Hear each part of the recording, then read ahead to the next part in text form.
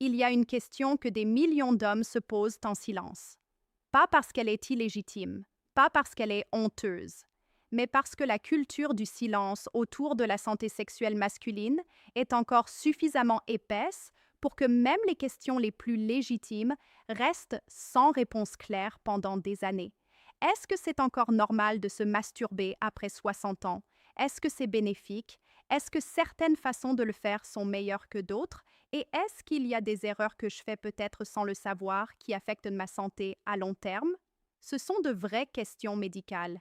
Elles méritent de vraies réponses, précises, sans jugement, et sans ce voile de gêne qui fait que la plupart des professionnels de santé les traversent en 30 secondes ou les évitent complètement. Aujourd'hui, je vais vous donner ces réponses en détail, avec la rigueur de 10 ans de pratique clinique accompagnant des hommes à travers exactement ces questions. Je suis Dr Chloé Léon, psychologue spécialisée en santé masculine et bien-être global. Bienvenue sur Esprit Stoïque. Restez jusqu'à la fin. Vers la fin de cette vidéo, je vais vous expliquer comment transformer votre routine intime en un vrai rituel de soins qui bénéficie à votre santé vasculaire, hormonale et émotionnelle. C'est la partie que la plupart des guides ignorent complètement. Commençons par dissiper une chose une fois pour toutes. Beaucoup d'hommes ont grandi avec des discours qui associaient la masturbation à la faiblesse, à la perte d'énergie, à quelque chose de honteux ou de médicalement problématique. Ces discours n'avaient aucune base scientifique. Ils venaient de croyances culturelles et religieuses qui ont depuis longtemps été contredites par la recherche médicale. La réalité, documentée par des décennies d'études en neurologie, en sexologie et en endocrinologie, est la suivante. L'autostimulation régulière, pratiquée de façon consciente et respectueuse du corps, est associée à des bénéfices mesurables sur la santé masculine, particulièrement après 50 et 60 ans. Je vais détailler ces bénéfices de façon précise dans quelques minutes. Mais avant ça, je veux aborder quelque chose d'essentiel. Votre corps après 60 ans n'est pas le même qu'à 30 ans. Et c'est exactement pour ça que nous avons cette conversation. Ce qui change physiologiquement et pourquoi ça modifie tout. Commençons par la biologie, parce que c'est ici que tout s'explique. Avec l'âge, plusieurs changements physiologiques se produisent simultanément et ont un impact direct sur la vie sexuelle et sur l'autostimulation. La vascularisation pelvienne. Les artères qui irriguent les tissus érectiles perdent progressivement de leur élasticité. Le flux sanguin devient moins rapide, moins abondant et moins réactif aux stimuli.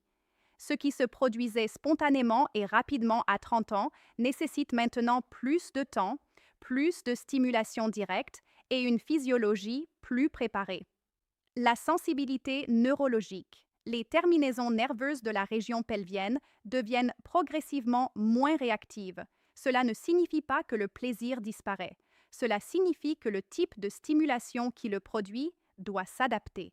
Les niveaux hormonaux. Les niveaux de testostérone diminuent d'environ 1% par an à partir de la trentaine. Cette diminution cumulative affecte la libido, la réponse érectile et le temps de récupération entre les orgasmes. Le tissu érectile.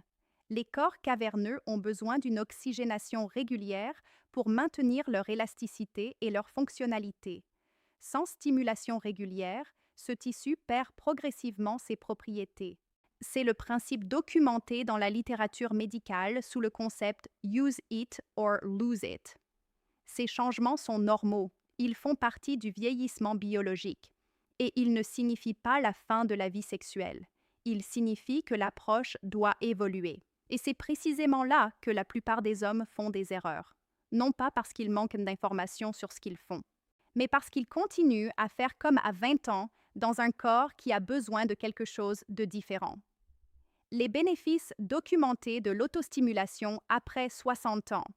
Avant d'aborder les erreurs, parlons de ce que la science documente sur les bénéfices, parce que comprendre pourquoi quelque chose est bon pour vous est la meilleure motivation pour le faire correctement.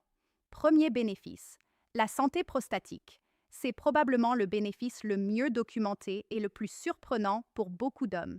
Plusieurs études à grande échelle, dont une publiée dans le European Urology portant sur plus de 30 000 participants, ont établi une association entre la fréquence des éjaculations et la réduction du risque de cancer de la prostate. Le mécanisme probable est le drainage régulier de la prostate qui réduit l'accumulation de substances potentiellement carcinogènes dans les canaux prostatiques. Il faut être précis sur ce point. La corrélation n'est pas la causalité. Et l'autostimulation ne remplace pas le dépistage médical régulier, notamment le dosage du PSA. Mais l'association est suffisamment robuste pour que des urologues mentionnent désormais l'activité sexuelle régulière comme un facteur de santé prostatique dans leurs recommandations. Deuxième bénéfice, le maintien de la fonction érectile. Le tissu érectile a besoin d'une oxygénation régulière pour maintenir son élasticité et sa vascularisation. Cette oxygénation se produit lors des érections.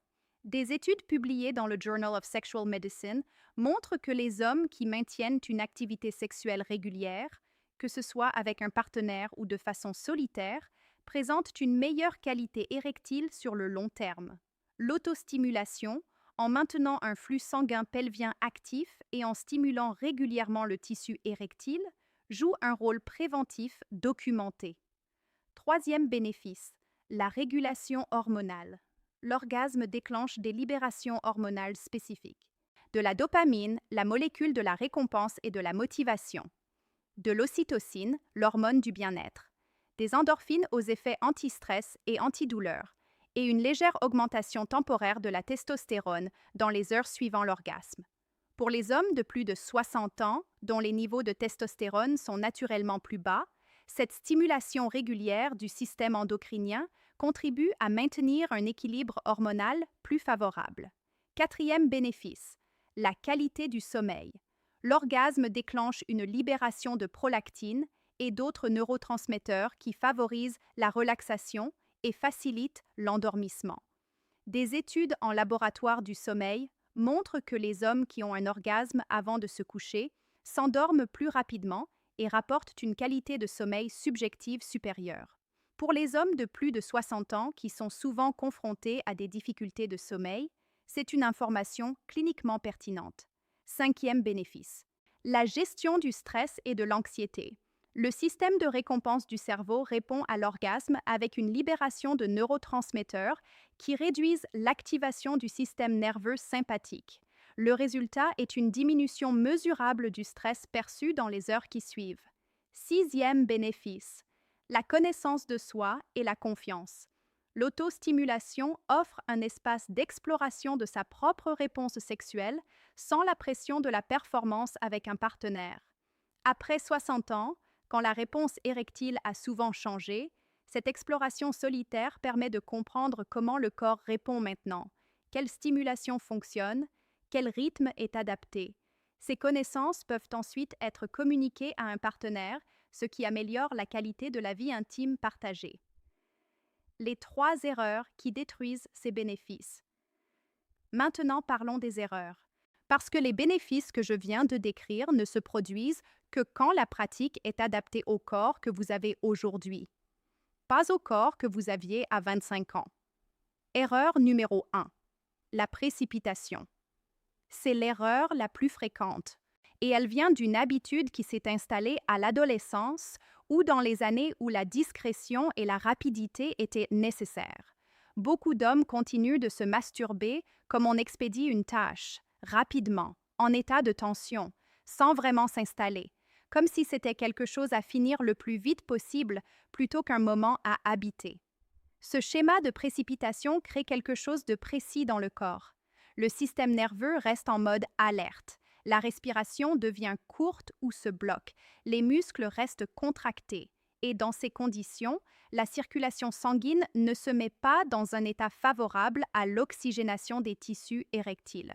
Vous obtenez une décharge rapide, mais pas la relaxation profonde et la vascularisation soutenue qui produisent les bénéfices réels. À force de répéter ce schéma, le cerveau associe la stimulation sexuelle à la tension et à la vigilance plutôt qu'à la sécurité et au plaisir, ce qui rend l'excitation plus difficile à atteindre et l'orgasme moins satisfaisant. La solution est de ralentir, pas de transformer chaque moment en rituel élaboré. Simplement de vous donner du temps, de vous installer, de prendre quelques respirations profondes avant de commencer. De traiter ce moment comme un espace de détente plutôt qu'une tâche à accomplir. Quand le système nerveux se sent en sécurité, les vaisseaux sanguins se détendent, la sensibilité revient plus facilement et l'orgasme est qualitativement différent. Erreur numéro 2. L'excès de pression. C'est l'erreur physiologiquement la plus dommageable sur le long terme. Comme la sensibilité peut diminuer avec l'âge, beaucoup d'hommes compensent en augmentant la pression, en serrant plus fort, en frottant plus vite, en cherchant une stimulation de plus en plus intense pour obtenir le même résultat. Cette escalade de la pression crée plusieurs problèmes simultanément. D'abord, les microtraumatismes tissulaires. Le tissu pénien est composé de vaisseaux sanguins délicats, de fibres nerveuses et de peau qui devient plus fine avec l'âge. Une pression excessive et répétée peut créer des microdéchirures, des inflammations légères et une diminution progressive de la sensibilité.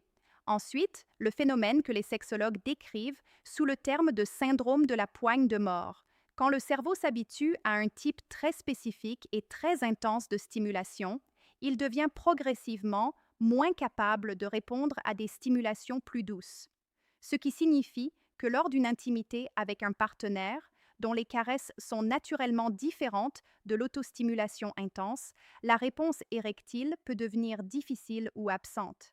La solution est de desserrer progressivement, d'introduire un lubrifiant de bonne qualité sans parfum pour réduire la friction et permettre une stimulation plus douce, et de redévelopper la sensibilité à des touches plus légères avec le temps. Ce processus demande de la patience, mais il permet de retrouver une sensibilité plus fine et une compatibilité plus grande avec la réalité d'une intimité partagée. Erreur numéro 3. L'état émotionnel non adressé. C'est la plus subtile des 3 erreurs, et c'est aussi souvent la plus impactante. La masturbation n'est pas un acte purement physique. Elle se produit dans un contexte émotionnel, et cet état émotionnel a un impact direct sur la physiologie de l'expérience. Beaucoup d'hommes portent encore des couches de honte ou de culpabilité autour de cette pratique qui viennent de messages reçus dans l'enfance ou l'adolescence. D'autres portent de la tristesse ou de la colère face au changement de leur corps, face à des érections moins fermes, face à une libido différente, face au sentiment que quelque chose s'est perdu. Ces émotions non reconnues ne disparaissent pas par magie au moment de l'autostimulation. Elles se manifestent dans le corps, la tension musculaire, la respiration bloquée, la difficulté à atteindre l'excitation, l'orgasme décevant, et le cycle se perpétue. La frustration d'une expérience décevante renforce l'état émotionnel négatif qui a rendu l'expérience décevante. La solution commence par la reconnaissance honnête de ces états émotionnels, sans les dramatiser, sans s'y perdre, juste les reconnaître. Vous n'avez pas raté votre vie sexuelle parce que votre corps fonctionne différemment à 65 ans qu'à 35 ans. Vous n'êtes pas cassé. Vous êtes dans une phase différente qui demande une approche différente. Cette reframe, ce changement de perspective, change quelque chose dans la façon dont vous abordez ces moments. Et ce changement se répercute directement sur la qualité de l'expérience physiologique. Les erreurs moins connues qui méritent attention. Au-delà des 3 grandes erreurs, il y a d'autres aspects que j'aborde avec mes patients et qui font souvent une vraie différence: la fréquence et la récupération. Le temps de récupération entre les orgasmes augmente avec l'âge. C'est un fait biologique. Ce qui était possible plusieurs fois par jour à 25 ans peut nécessiter 24 à 72 heures de récupération à 65 ans. Forcer une fréquence qui dépasse la capacité de récupération naturelle du corps ne produit pas plus de bénéfices. Ça produit de la fatigue, une diminution de la qualité érectile et parfois une certaine anxiété de performance. L'objectif n'est pas la fréquence maximale, c'est la fréquence optimale pour ce corps spécifique à cette période de la vie. Pour la plupart des hommes de plus de 60 ans, 2 à 4 fois par semaine est une fréquence qui soutient les bénéfices documentés sans épuiser les ressources. La qualité de la lubrification. Après 60 ans, la peau de la région génitale est plus fine et peut être plus sèche. L'utilisation d'un lubrifiant de bonne qualité, à base d'eau ou à base de silicone en fonction des préférences, n'est pas un accessoire optionnel. C'est une recommandation médicale qui protège le tissu et améliore la qualité de l'expérience. Évitez les produits parfumés, les produits à base d'huile végétale qui peuvent créer des déséquilibres de la flore et les produits avec des composants irritants. Un lubrifiant simple, sans parfum, de bonne qualité est suffisant. L'hydratation générale. La viscosité sanguine affecte directement la qualité de l'afflux sanguin vers les tissus érectiles. Une déshydratation même légère, correspondant à une perte de 2% du poids corporel, réduit significativement le débit sanguin périphérique. Boire suffisamment d'eau tout au long de la journée, entre 1,8 et 2,2 litres pour la plupart des hommes, soutient directement la qualité vasculaire pelvienne. Comment transformer l'autostimulation en rituel de soins? Je vous avais promis en introduction de vous expliquer comment transformer votre routine intime en rituel de soins. Voici de quoi je parle. Un rituel de soins n'est pas une cérémonie compliquée, c'est simplement une pratique réalisée avec intention et conscience plutôt que mécaniquement. Voici les éléments qui transforment cette pratique. L'environnement. Choisir un endroit où vous ne serez pas interrompu. Éteindre votre téléphone ou le mettre en mode avion. Si la lumière douce vous aide à vous détendre, utilisez-la. L'environnement dans lequel vous pratiquez dit quelque chose à votre système nerveux. Un environnement qui signale la sécurité et le calme prépare le corps à une expérience différente. La préparation respiratoire. Avant de commencer, prenez 3 à 5 respirations profondes et lentes. Inspirez pendant 4 secondes, retenez 2 secondes, expirez pendant 6 secondes. Cette respiration active le système nerveux parasympathique, le système de repos et de digestion, ce qui prépare les vaisseaux sanguins à se dilater et la réponse érectile à se produire plus facilement. La conscience corporelle, science. Au lieu de chercher immédiatement la stimulation maximale, commencez par simplement être présent dans votre corps. Remarquez les sensations, remarquez la température, remarquez la qualité de votre respiration. Cette conscience corporelle, pratiquée quelques instants avant de commencer, change la qualité de l'expérience qui suit. L'absence d'objectif de performance. L'orgasme n'est pas obligatoire. Il n'est pas un objectif à atteindre coûte que coûte. Il est une conséquence naturelle d'une excitation qui a été correctement construite. Certains moments, le corps n'en a simplement pas besoin, et c'est parfaitement normal. Retirer la pression de performance de ces moments change quelque chose. Ça réduit l'anxiété, ça permet au corps de répondre plus naturellement, et paradoxalement, ça produit souvent des expériences plus satisfaisantes. L'intégration des exercices du plancher pelvien. Les exercices de Kegel, le renforcement des muscles du plancher pelvien, peuvent être intégrés naturellement dans ces moments. La contraction et le relâchement conscient de ces muscles pendant la montée vers l'orgasme développent leur tonicité et améliorent sur le long terme la qualité érectile et le contrôle éjaculatoire. Ces muscles s'identifient facilement. Ce sont ceux que vous utilisez pour interrompre le jet urinaire. Contractez pendant 5 secondes, relâchez pendant 5 secondes. Des études montrent des améliorations mesurables de la fonction érectile en 4 à 6 semaines de pratique régulière. Quand consulter un professionnel de santé. Je veux être très claire sur ce point parce qu'il est important. Ces recommandations sont des outils de soins préventifs et complémentaires. Elles ne remplacent pas une évaluation médicale appropriée. Il y a des signaux qui nécessitent une consultation médicale sans délai. Tout changement soudain dans la qualité de vos érections, particulièrement si ce changement est rapide et inexpliqué. Des douleurs pendant ou après l'orgasme, des modifications dans la couleur ou la texture de l'éjaculate, des difficultés urinaires inhabituelles ou des douleurs persistantes dans la région pelvienne ou le bas du dos. Ces signaux peuvent indiquer des conditions médicales qui nécessitent une attention professionnelle. Un bilan comprenant un dosage hormonal, un PSA, une évaluation cardiovasculaire et un examen de la prostate est une priorité médicale à partir de 55 ans et devrait être fait annuellement. La santé sexuelle fait partie de la santé globale. Elle mérite la même attention que votre santé cardiaque ou votre santé métabolique. La dimension psychologique que tout le monde ignore. Avant de conclure, je veux aborder quelque chose qui est souvent plus important que tout ce que nous avons discuté jusqu'ici, la relation que vous avez avec votre propre sexualité après 60 ans. Beaucoup d'hommes intègrent une croyance très précise à un moment de leur vie. Mon corps sexuel se dégrade inévitablement. Ce n'est plus ce que c'était. Il faut s'y faire. Cette croyance n'est pas neutre. Elle influence directement les comportements.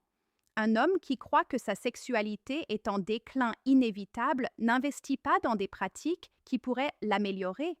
Il attend passivement la dégradation, et cette attente passive accélère précisément ce qu'elle anticipe. La philosophie stoïcienne au cœur de cette chaîne nous offre une perspective radicalement différente. Distinguez ce qui est dans votre contrôle de ce qui ne l'est pas. Vous ne pouvez pas contrôler le fait d'avoir 65 ans, vous ne pouvez pas arrêter les modifications biologiques liées à l'âge, mais vous pouvez contrôler la façon dont vous prenez soin de votre santé pelvienne, la régularité de votre pratique, la qualité de votre approche et la façon dont vous vous regardez vous-même dans cette dimension de votre vie. Ces choix sont entièrement dans votre contrôle et leur impact sur votre vitalité, votre confiance et votre qualité de vie est réel et mesurable. Votre sexualité après 60 ans ne doit pas ressembler à celle de vos 30 ans pour être précieuse et satisfaisante.